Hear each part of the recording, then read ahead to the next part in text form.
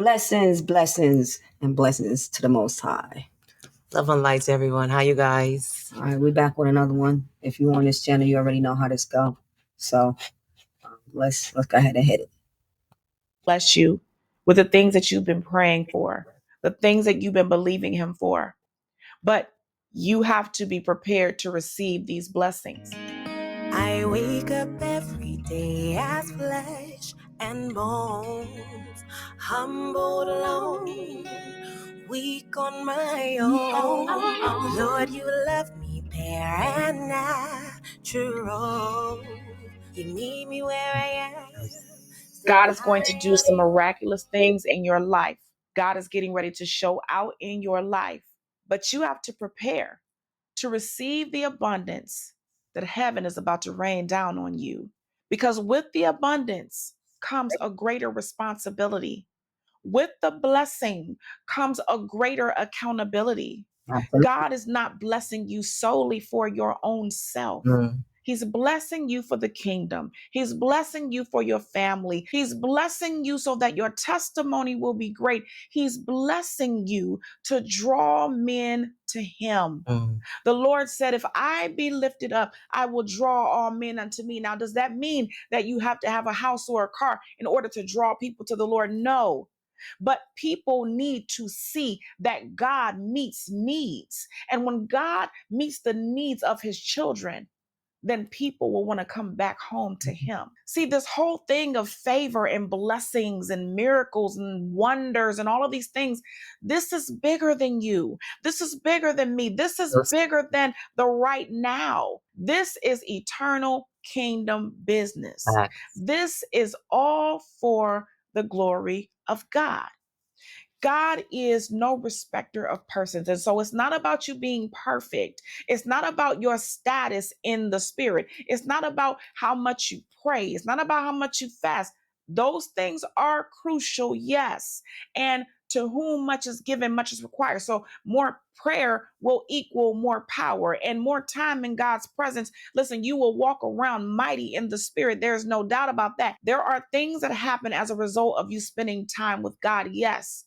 You will acquire the gifts. You will acquire more discernment. You will acquire more power, and you will know how to wield that power when you spend more time with God. But today I'm specifically talking about the things that you have been believing God for that he is going to do.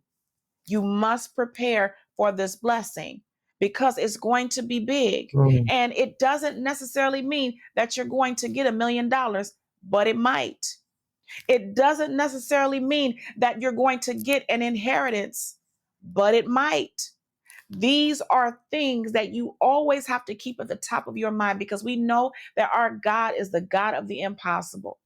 So if you have been desiring increase of finances, increase in spiritual growth, whatever it is, God is faithful to do it.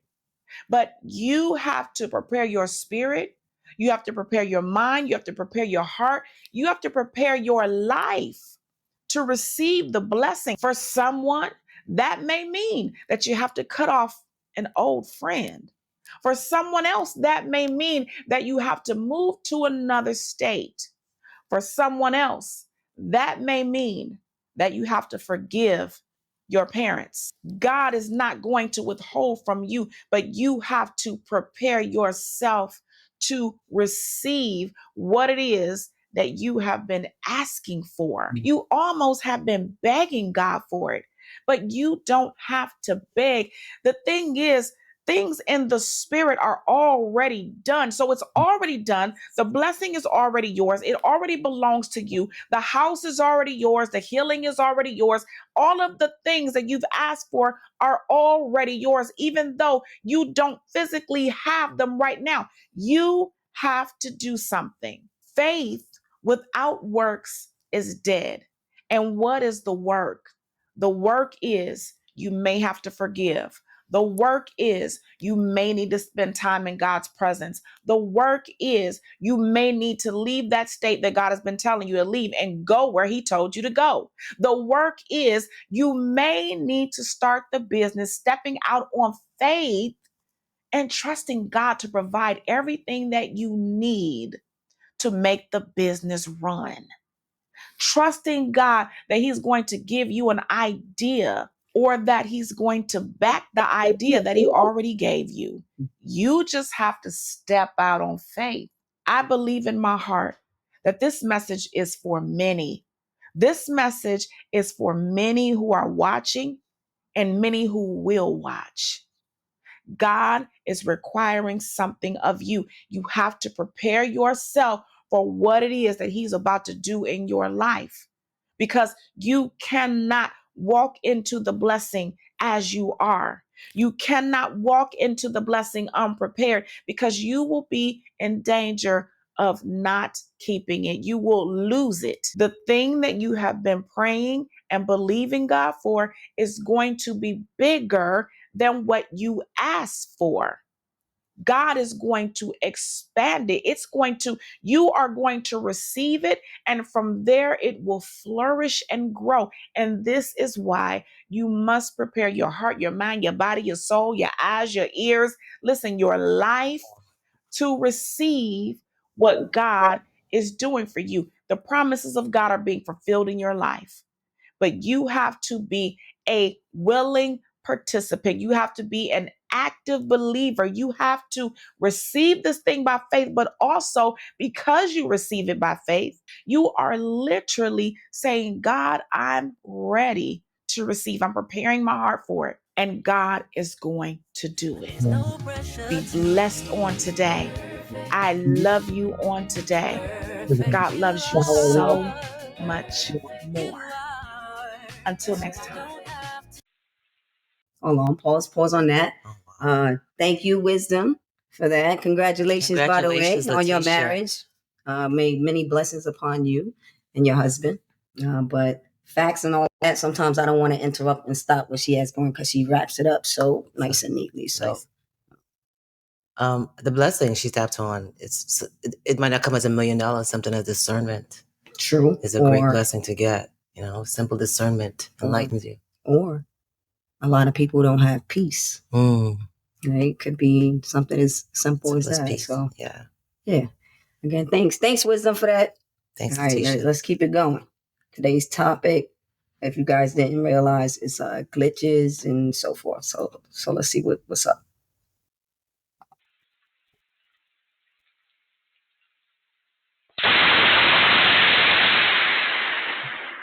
Just like that.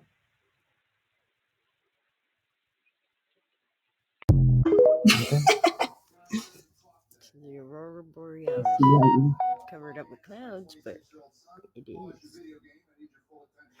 What the fuck? Another page from the Bible has been completed today, y'all. The Passaic River in New Jersey has turned blood red today. First of all, it's called the Passaic River in New Jersey. Yeah. And this is like some Hawaiian red type. That is really weird. I'm paddling currently through red water. Y'all, all this red water. Look at the sky. Look at the sky. That water is red. So not only is the Lake Hawaiian Punch blood red, but he said it smelled of this weird asphalt smell as well. Really strong asphalt smell right now. Y'all, look at the sky. What the heck is going on? Oh my goodness, y'all. Look at the sky. Look at the clouds. Look at this is a blanket over there. This is crazy. You can see that the water inside it is not red. It's red. Look at the line. Right on the edge here. Look at you can see a defined line between the red and the water that's inside that sewer. So I'm really curious. Y'all, what is going on? The one in California turned red the other day. And now this, y'all, this is literally biblical, y'all. But y'all see it, man. The prophecies are playing out. I always knew I was gonna be in this time, man, and I was gonna play a big part in it. And here I am, y'all. Let me know what you guys think about this video. Y'all see. Pause. So on that video, right? I looked it up because of course we're from New York, right? So and then we have friends out there. So looked it up, and lo and behold, an industrial company with chemicals and whatnot, like a power plant, leaked chemicals into the water, and it just happened to spread. So nothing biblical per It was se. pretty much chemical. It was just chemical induced. Chemical reaction. That's all. Just like this next video. This what in the new cycle age of Aquarius is going on here in Mexico. This ain't snow, y'all. This is foam. Why are they walking in that? That's toxic. I wouldn't be walking in that. Toxic foam. What you're looking at here is toxic foam floating around in the streets of Mexico. So after it's been raining some heavy rains in Mexico, both a dam and a river overflowed, and it hit this water treatment center, and boom, now you have toxic waste, toxic foam all over the streets of Mexico. And yes, people are getting extremely sick from this. Eye irritation, coughing, they're getting inflammation all in their body, skin irritation, hives, and a lot of people have been hospitalized. So this specific town got foam. And then the other part, but yet no, people was walking in it. But he said it was from a toxic plant. Mm-hmm. So which means, once again, yeah, it's chemical. Yes. Because it's causing irritation that deals with chlorine and it's water. So it's eye irritation, I'm assuming. Everything. Skin, eye, everything. So it's got to be chemical. Yeah. part of town, you got nothing but straight up dirty, murky, violent water that's pushing cars into Neverland, never to be seen again. This is crazy. And check this out. The water was so strong, it ripped through the local cemetery and literally unearthed the dead, y'all. Look at this. Oh my goodness. Look at these cars, y'all. We got to think in any type of natural disaster. So this happens. It's just people don't care to record it and put it out there, or we don't catch it on video. It's just, but these things typically happen. This is not an anomaly. This is not an anomaly. That's what he's pushing his fear right now. This right here, this happens whenever there's a natural disaster. True. It's going to happen. It looked like giants just threw them up. It happened, It looks like giants was playing with these. How symbolic is this, y'all? The dead is literally rising during this global cleanse. Didn't Jesus say that? The dead shall rise first? Y'all, look at this. Look at the kind of water that Mexico has to deal with, y'all. Look, this is crazy. Did y'all peep this? This is North Carolina, y'all. They just got hit with another biblical level flood, y'all. And now again, most of these videos are from the summertime. We just catching up, guys. So bear with us a little bit. But again, this North Carolina, prayers to everybody, their families, everyone that was affected. Indeed.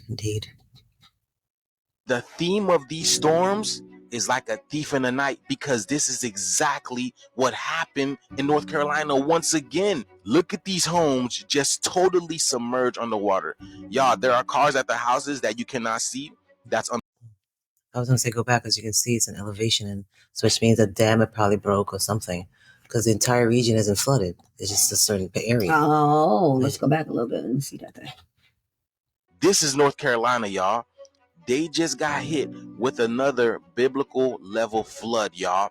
And the theme of these storms is like a thief in the night, because this is exactly what happened in North Carolina once again. Look at these homes. Where? Right above, right above that line right there. Oh, up there. Yeah. Oh, where it's dry. Right. So you see it's all elevation. Right. So if you guys could see up in here, it's dry. You're saying the water hasn't yet gotten there. Correct. Okay. All right. Just totally submerged underwater. Y'all, there are cars at the houses that you cannot see. So back there, it's still dry. Yeah. So which means it could simply be a levee breaking. Yeah. Oh, good one. Yeah. See, that's under the water. That's how fast and how deep this water is. Wow, y'all, look at this water, man. There are trucks in here that are totally submerged. You can't even see that car's door handles. This car's gone. You barely can see its roof. Oh my goodness. This was around 2 to 2:30 in the morning, y'all, right? They had no warning whatsoever. People were literally being saved from their homes by local authorities. This is what my neighborhood looks like currently. The floodwaters are pretty bad here. There's rescuers out evacuating people. We heard several people yelling for help and were able to send them in the right direction. The couple that I mentioned earlier that lives in the house. Y'all, look at the sky. The sky is completely bright. It's like... You can see the Haw River behind me is up over the bridge. About midnight last night, they started knocking on people's doors, telling them to move their cars. Some of them did, some of them did not, and you can see the result. At 32 and a half feet, y'all. 32 and a half feet. This is crazy, y'all. The shift is here. Let's continue to get it. Peace in. Let me tell you a true story. So boom, a 19-year-old just got... Anything to add to that?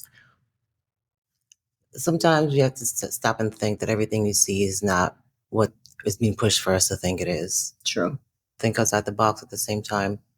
If it's biblical, it's biblical. That's the Yahweh's plan. But we have to have a heightened discernment. Exactly. Before we just say everything or this, that, and the other is biblical. Facts, true. Because Katrina happened. Do we consider that biblical? Sure. Sure. Things occur. We have to just have discernment on it. Now it's pushed. All right, Ethan Gal, let's go. Ooh. Detained for flying to Antarctica. It was an unauthorized solo flight to Antarctica, and he landed in a military base. This is what I heard, guys. I would not know. I'm home. I'm nowhere near Antarctica. People are saying that we're never going to see him again. But let's not forget, people say anything these days. You can't believe everything you hear. Why he landed on a military base? Because where else he's going to land? It's nothing but water and ice over there. And what he saw, I can't even tell you. He can't even tell you. They got him. Shh.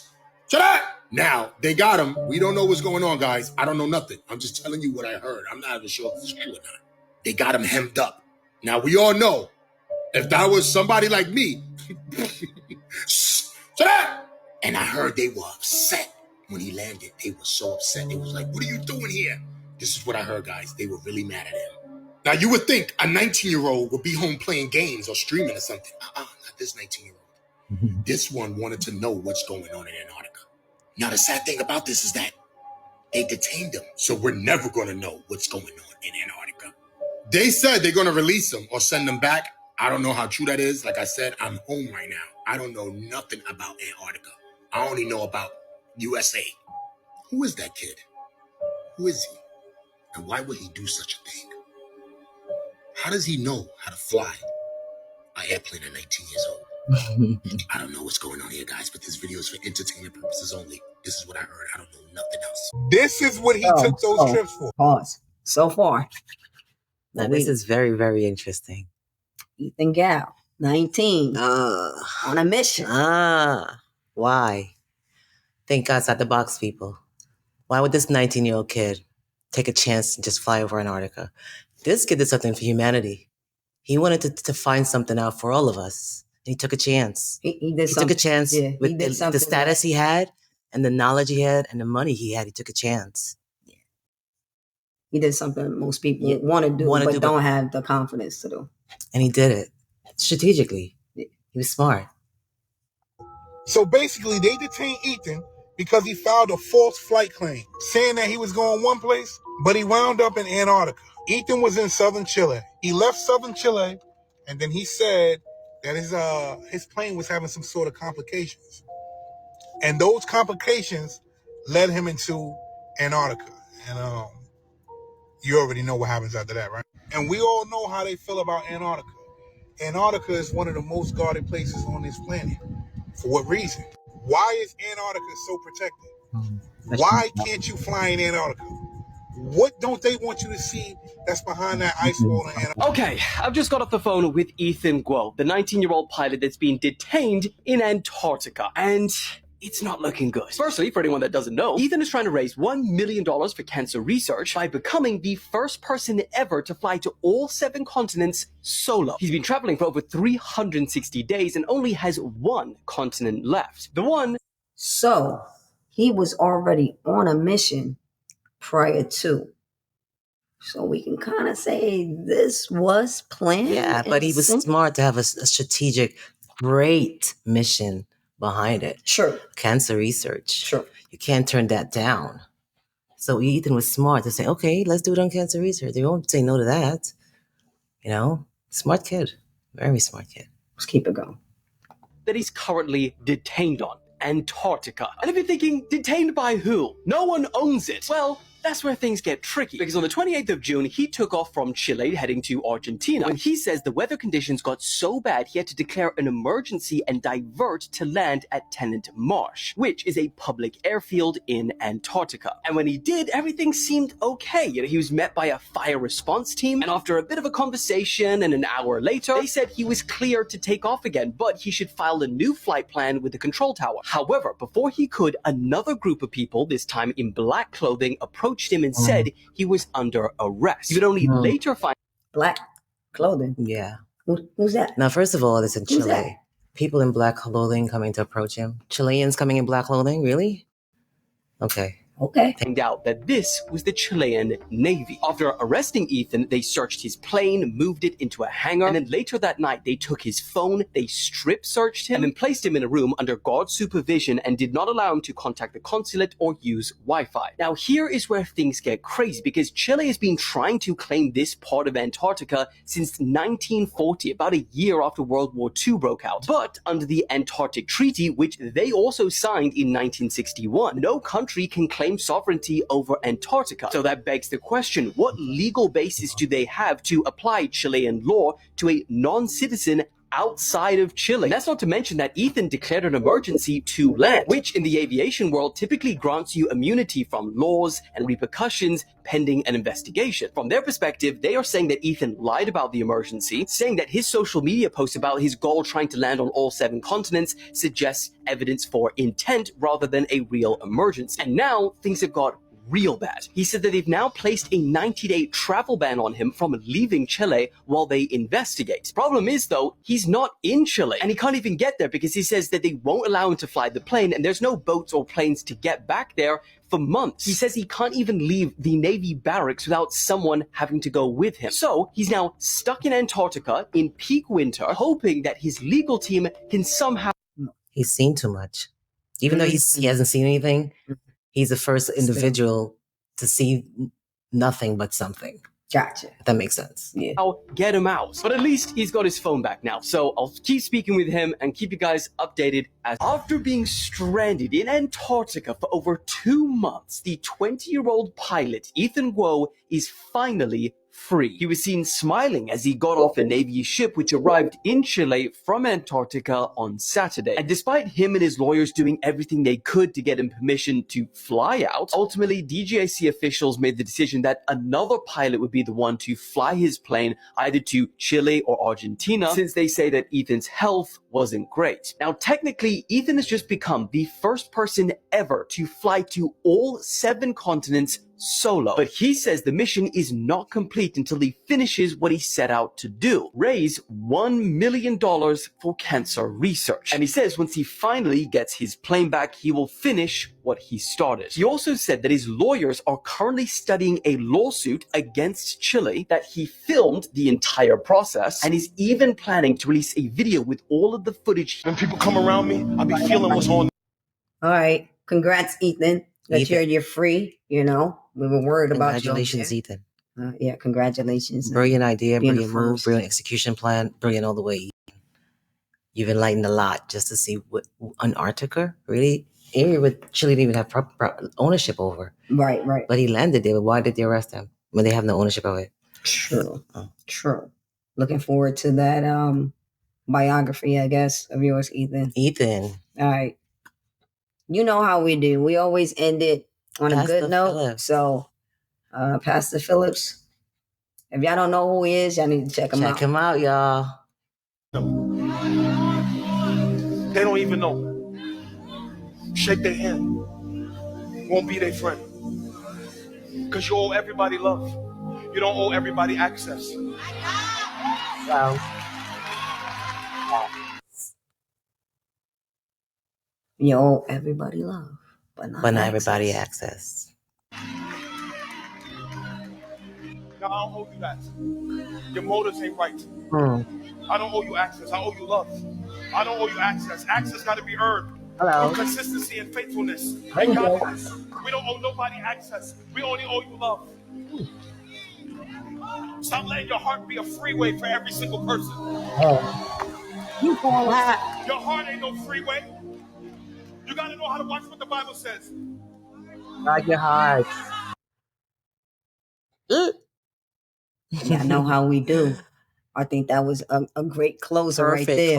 Perfect closer, Pastor Phillips, always. Love you, Pastor Phillips. Thank my you brother from the land. I want to thank everybody for the videos. You know what I'm saying? Keep doing what you're doing. Love to be out there watching Love and Light. Got anything, babes? Blessings to you all. Love and light. Blessings. Laters!